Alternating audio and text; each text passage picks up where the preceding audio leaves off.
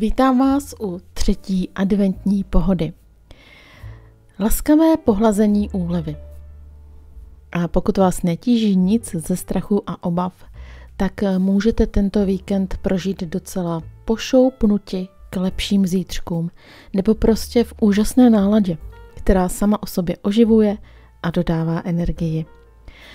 Ve společnosti přátelských, spíše ohnivých lidí a celkově s takovou podporou, kterou cítíte kolem, to nám bude úplně nejlíp. Takže vybrat si tu správnou společnost, to bude asi pro tento večer nebo ještě zítřek klíčové. Ale pokud máte kolem sebe tíhu a obavy, což se může stát, pak zvažte, jestli to nejsou jakési zadržené city, emoce, něco dlouhodobě neprojeveného, čeho bylo moc a nyní co s tím? Asi projevit. Dostat to ze sebe.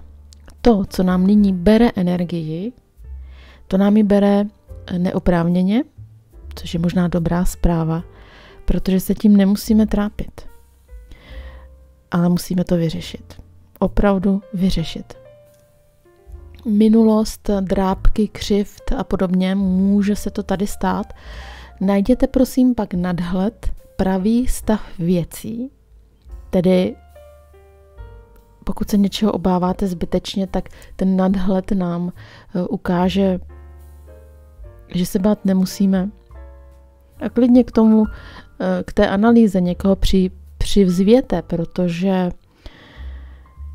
nevždy to vidíme sami. Znovu si připomeňte hodnotu toho, co máte kolem sebe, co všechno vás to stálo, co chcete chránit. Vlastně i před těmito zrádnými vlivy a podrývajícími vlivy, které je jedno, jestli jsou zvenčí od lidí v tento čas, anebo z našich nevyřešených emocí. Je čas tomu nastavit tvář a nějak se s tím poprat.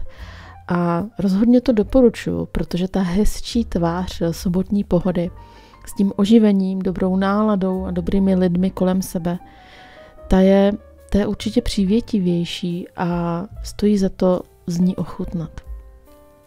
Tak já vám přeju, ať se vám to podaří.